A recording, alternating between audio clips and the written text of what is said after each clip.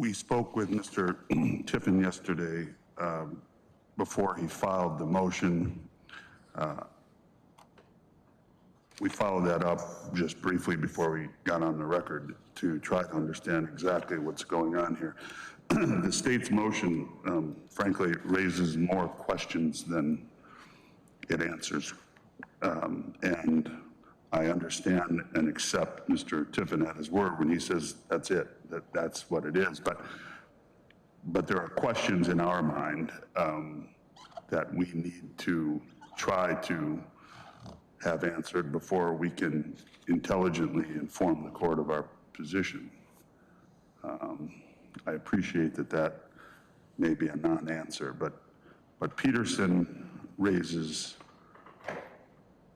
interesting ethical questions, both legally ethical and medically ethical, and as does the statement of Dr. Talomek. So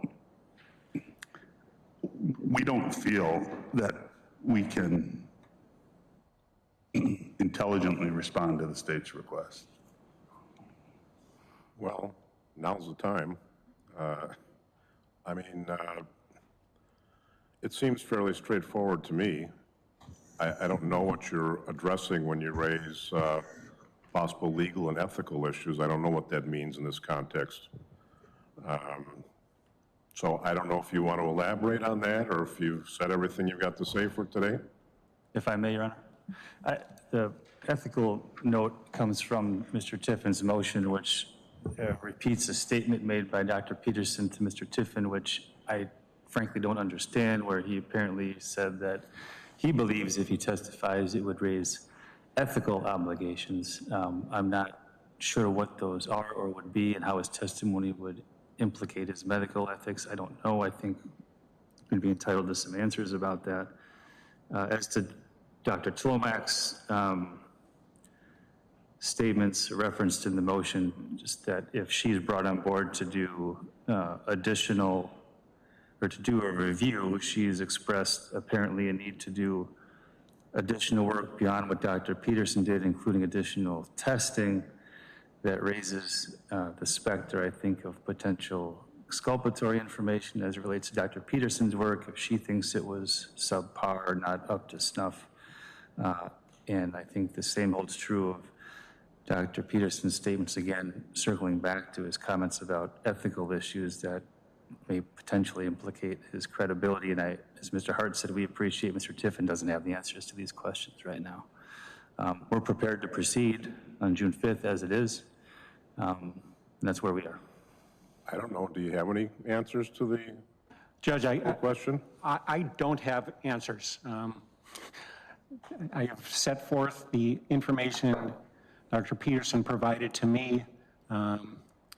He has stated that subsequent to his resignation, he was informed there may be an investigation, but with nothing was said to him. He doesn't know what it's about. He doesn't know if anything's going on with the county. The state did serve Dr. Peterson with a subpoena yesterday in the event that he's needed, but he has made it clear to the state, for the reasons I've set forth, that he believes he coming to court to testify could jeopardize or imperil, for example, his pension. And that's what I'm referring to when I say he's entitled, things he's entitled to. Given that, as I stated, I contacted, and I didn't realize this was coming because back in November when this got adjourned, right after Dr. Peterson resigned, I had sent information to him. I never received any information from him that this was an issue, and it didn't come up until last week, as I stated in my motion, when I sent an email to him to try to coordinate what a good time for him for testify. I was out of town on Friday and Monday, so I couldn't deal with the substance, but when I got back on Tuesday, I dealt with the substance of what he was saying, and I have told the court why we're asking for an adjournment. Dr. Talomek has agreed to look at it. She believes some tissue sampling should be done. I provided her yesterday with an entire box of medical records from Frederick Hospital. I believe she also wants to obtain and view medical records from St. Luke's Hospital. She is in a position where she's willing to look at it, but she's going to come to her own independent conclusion. Anything further? No, Your Honor. Well, this is day 1045 of this case, and there are few more aware of that than I am. And obviously, the case has to be tried as soon as possible. Dr. Peterson here has not done anybody any favors from the day he resigned. He's essentially absconded from all of his responsibilities. It's not like quitting at McDonald's. When you've got all these open cases, all these autopsies that have been done, he knows there's a need to testify in these cases, and obviously he is much more concerned with his self-interest at this time than following through on the obligations that he undertook as a medical examiner. I don't know where he is. I don't really care at this time. If he's within the United States and somebody wants to serve him with a subpoena, I am willing to enforce that by a body attachment, and he can come here and answer for himself, because I think the games have been played primarily, best I know, and I don't have that much information about the whole resignation scenario. If there were negotiations that there should have been to ensure that the responsibilities that he undertook while he was employed would be followed through with, that does not appear to be even a remote concern of his at this point. As to Dr. Talomek, there are very few people in this community busier than people working at the medical examiner's office in this community, unfortunately. And I think we all know the reason why. There are primarily two reasons: the number of homicides that are being committed in this community on an almost daily basis, and the record number of overdose deaths that are occurring even more frequently than that. So these people are up to their eyeballs, unfortunately, for lack of a better term, in dead bodies. And I am certainly not going to come down on Dr. Talomek for failing to have the work that needs to be done here completed by today. She's trying to pick up the pieces, and she doesn't even probably have enough time to do what she's supposed to do right now. So, I mean, I think it's in the interest of justice that she be allowed to perform the work.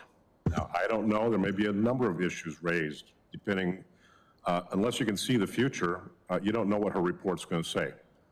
And until we get that report, you're not going to be able to compare it to whatever was or was not done properly by Dr. Peterson.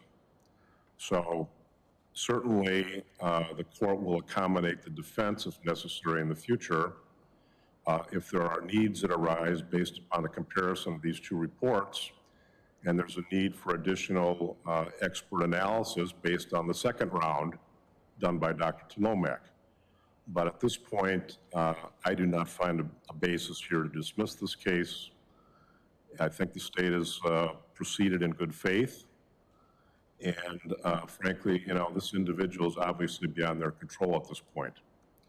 So I can certainly put another trial date on the record today, and I think we should do so.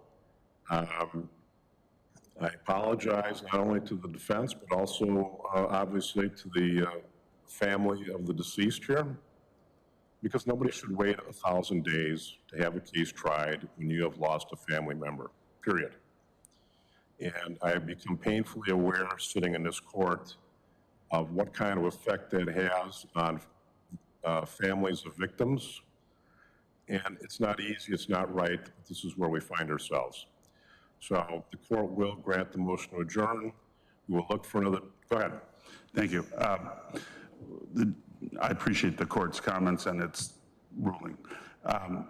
The defense shares, as a part of the system, some of the same concerns regarding the need to resolve cases quickly, and 1,000 days is not a fact that's been lost on Mr. Mattioli or his lawyers either. Having said that, we have 3 experts that we really need to consult before, whose calendars we need to consult before we set a new trial date, please. And we don't probably need much time, but if we could have just a short continuance, maybe even till next week, so that we can reach out to them and have some confidence that when we set this new trial date, that's the date, subject to the court's comments about following up on Dr. Talomek's opinions. All right, I don't think that's unreasonable. So we'll set a status date within the next 2 weeks. Have the verify with all of your witnesses their availability throughout the summer, and I would say fall at this point. I mean, we'll get it in as soon as we can, but you know, a fall date is not out of the question at this point. And just so it's, I told Attorney Hart this, that if they choose, and it's their decision, they wish to have any of their experts testify by a video, the state's not going to object to that. I'm just presenting that, so. Well, that'll likely be the decision of the successor court here, but I appreciate that statement, and I would endorse that in particular with regard to out-of-state witnesses if that's going to result in the next trial date actually happening. I mean, they may want them here, but that option is there for them. Okay. Friday, May 19th at 10 a.m. That's fine. I'm sorry, I'm trying a case in Portage County that week. Mr. Powell could be here, though. Well, we're just setting dates. Yeah, that's fine. That's fine. That's good. All right, status, May 19th, 10 a.m. Thank you. All right, thank you. Yeah. You want me? Okay. Chris and I just texted you something. I texted you.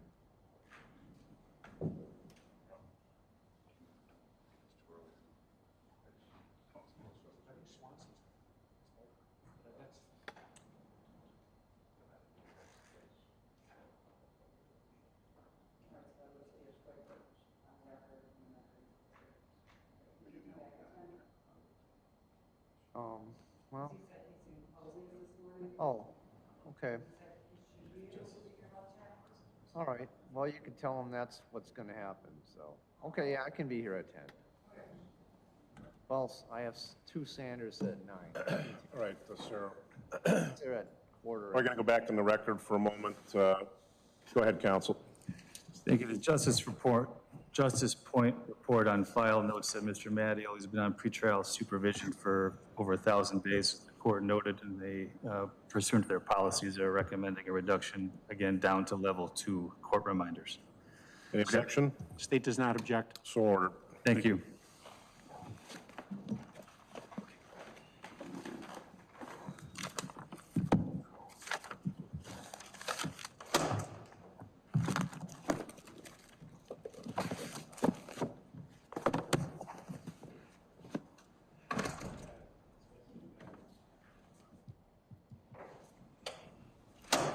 We could do Irwin.